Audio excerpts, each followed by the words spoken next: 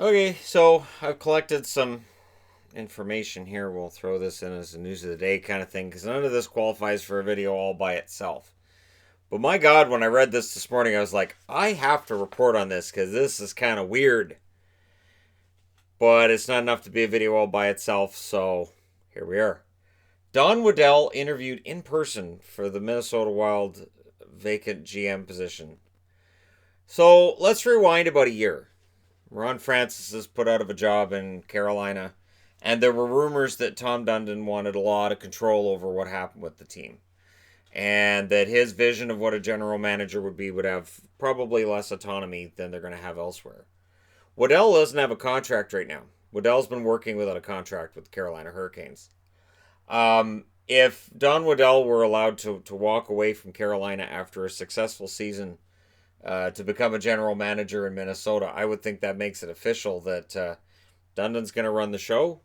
He likely appreciates the general manager, but he views it more as, yeah, you're there, but if you go somewhere else, that's okay. I can replace the guy. And he probably has final say in terms of some things that are going on. I'm wondering how much final say he has. And think about it this way. Waddell doesn't get an interview just because the Wild say, hey, you have to come in for an interview. That's not how interviews work. That means that he showed interest. So I just find this really strange. Carolina had a really good year. Great story they're looking to build on. And the guy who arguably played a large role in the team turning it around is interviewing in person for a job with the Wild. I wonder if he wore like a Carolina Hurricanes jacket to the interview or a hat. That's strange. I'm trying to think back to any time I've ever heard of a general manager who's with a team going to have an interview with another team. That's really strange, especially a team that he fleeced to get Nino Niederreiter. So maybe they wanted to talk to him about, hey, can you just give us back? We don't really want to hire you. Can you just give us Nino back and we'll just forget the whole thing? He said no.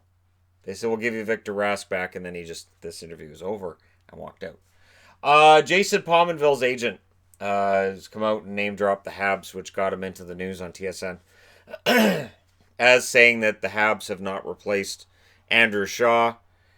I feel for Pominville, and I feel for a lot of these unsigned free agents. Pominville points out that outside of Ron Hainsey, most free agents that are 35 or older still don't have contracts and don't have jobs.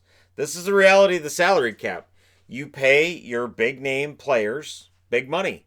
And now the kids, and I mentioned the RFAs a couple days ago on video I did, those RFAs, those kids coming out of entry level, now they make big money too. Bridge contracts have disappeared. So who gets squeezed out? The guys in between, those veteran players, the guys who are 35 and over.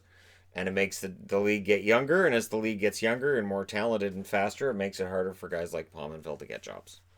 And I don't look at the Montreal Canadiens and say, okay, they could really use Pominville in a scoring role. I think they're fine. I don't think the Montreal Canadiens really would be looking necessarily at Pominville. I thought it was a name drop that I believe his agent's Normand Lacombe, which I assume means that he's French. So it might be kind of wishful thinking on his part that his player would go to Montreal. But Pominville's out there waiting for a job, and we'll see what happens. This is why sometimes you see players not get signed right into training camp. Maybe they don't even get a professional tryout, and then a year later you see them retire because they're kind of holding out hope. Hey, we're getting towards trade deadline. Somebody's gonna sign me and bring me in, and somebody's gonna have injury problems and bring me in. So.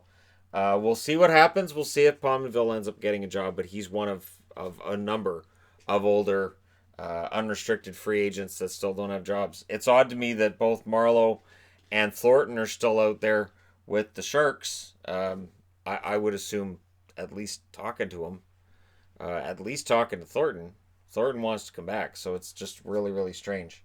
I had promised I wouldn't talk about Marner. I will do this. I won't put it in the title. Because I don't want a bunch of Leafs fans clicking on this video and going, yes, Marner update, something's happening, when it's a rumor. So I'll report it because it comes from The Athletic. It comes from James Myrtle in The Athletic.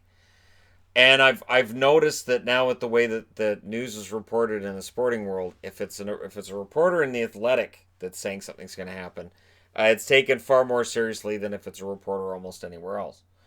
And the rumor is this: Marner has been offered 3-year, 6-year, and 7-year deals by the Toronto Maple Leafs, ranging in monies between $9 million a year on average and $11 million a year on average. Yes, there would be large bonuses paid up front. That's how the Toronto Maple Leafs work. Odds are, as soon as he signs the deal, he'll have $11 million in his pocket or more, because that's how they structure their contracts. But all we're worried about is the cap hit, and the cap hit would be between 9 and 11 million. And one rumor is that there was a 3-year, $30 million contract that was out there. Now, if Marner signs a 3-year contract, and if it's in the $30 million range, I don't necessarily think that would make the team happy, because then they have to deal with it again 3 years from now. And I don't know that that would make fans happy either, because then there's uncertainty around Marner right away, and whether or not he wants to stay long term with Toronto.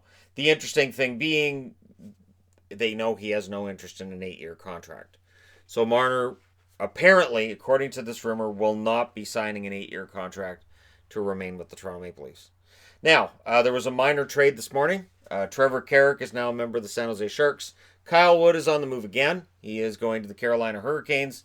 So I'm not redoing the Carolina Hurricanes season preview, because I don't think trading out Carrick and bringing in Wood is going to make a huge difference. Carrick, decent depth guy for San Jose to pick up. And Wood, as I said, he's on the move again. He's moved a few times. Young player. We'll see if Carolina can do much with him. I'm wondering if this trade was completed while Waddell interviewed with the Wild. Just a second, my phone's ringing. Yeah, no, we'll do that. Yeah, it's fine. And he hangs up the phone and they're like, what was that? I don't know. It's some Carolina business. I guess, I think I just made a trade. So, this is so weird. This is so bizarre. Can he make a trade with Minnesota while he's interviewing with Minnesota? Like, oh my God. Isn't that bizarre? Like, that's just, it's mind-blowing. Anyways, so this minor deal goes down today. So you guys, San Jose and Carolina fans, let me know what you think of that. And for people wondering, training camp will start. It looks like most training camps start September 12th or 13th. And the regular season's opening night's October 2nd, which is 57 days from now. So as long as that seems, most teams have been out of action for more than 57 days. So for fans of most teams, you're over halfway through. Your hockey withdrawals from your favorite team, and especially for those that missed the playoffs. And we'll see them on the ice soon. And of course, when training camp starts September 12th and 13th, that means that these RFAs have to get done. They have to get done. They can't be sitting out there and marinating. We saw what happened with William Nylander. I would hope that the restricted free agent crop that's out there understands that holding out into the season almost never works out really well. It can lead to bad feelings between the team and the player, and it can lead to a divorce between the team and the player much sooner than anybody had expected. And some of the most reviled players in history have been ones that have held out for more money throughout the season. Because, and I've talked about this, and at some point I'll do a video on it. I talked about it in the RFA video where we're talking about how greedy restricted free agents are. I would counter, and I will counter at some point with, yeah, the NHL teams are pretty greedy too.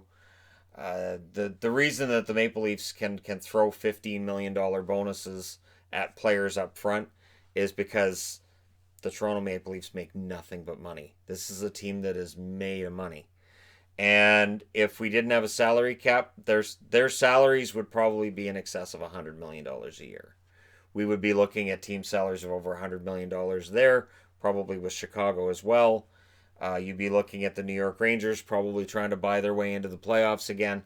It would be crazy. You look at what's happened in this offseason with teams trying to get under the cap. We'll take the cap away. Now you don't have to. So you'd have all kinds of crazy contracts out there. You'd have guys signing for $13, $14 million. And if it doesn't work, oh well, whatever. We'll just bury that in the minors. We don't care.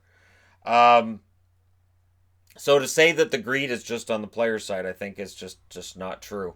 And players are well aware of just how much money these teams are making. And Don't have a problem with them wanting what they believe is fair market value, and what's fair market value changes from year to year. But there you go.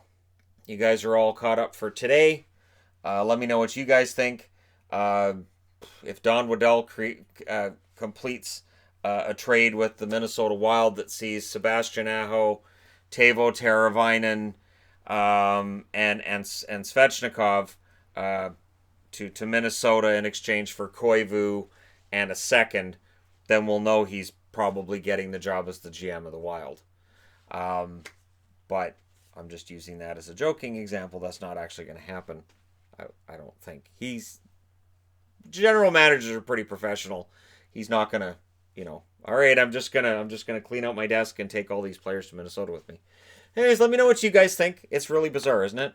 Don't forget to hit like and subscribe if you're browsing your way through. You just happened upon this video. And hey, thank you guys so much for watching. I'll talk to you again soon.